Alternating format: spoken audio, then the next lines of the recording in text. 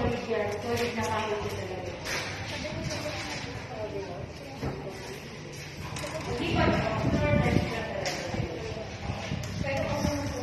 Ano po hati na mo kaya? Hindi na parang ang natin niya.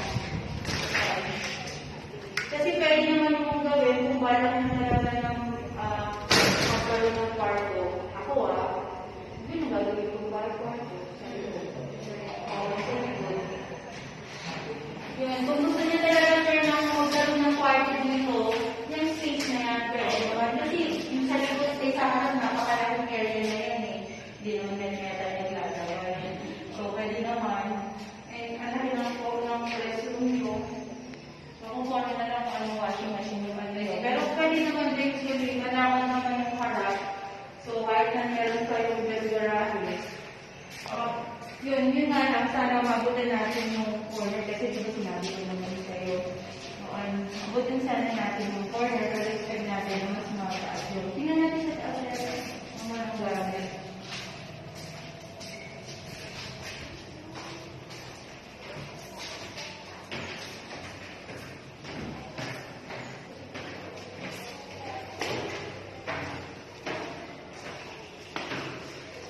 So, gaya ng mga partition lang talaga ang kulang. Bakit? Kasi, saka yung bigay mo, floor tile.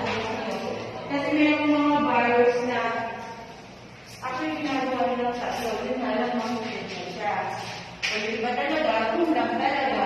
Sa kwarto, kaya meron silang panahulid ito. So, talaga yan. Pero naka-ready na po yun yung mga electricity natin. So, paano na po?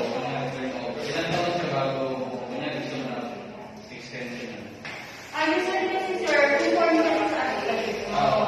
Pero kung halimbawa, ang nangyayari na kasi yung mga pag-turnover ng bahay mo, pwede ka na magpagawa sa harap. Pero hindi ba to? Hindi ba to? Yung date lang, or ba natin.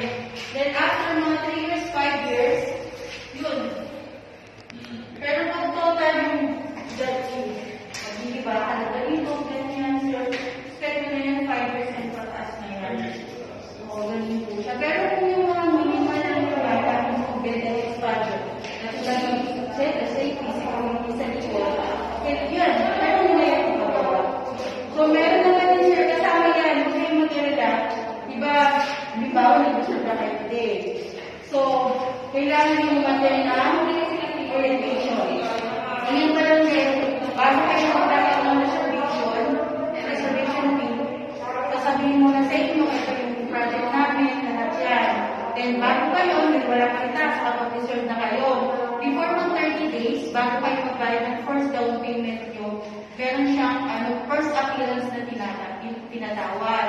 Seminar orientation din. And uulitin din kung ano yung sinabi mo sa reservation. And syempre, mas widen lang yung explanation nila, yung mga restriction and mga pagbabayad mo, yan lahat po, pwede kayong magtanong doon.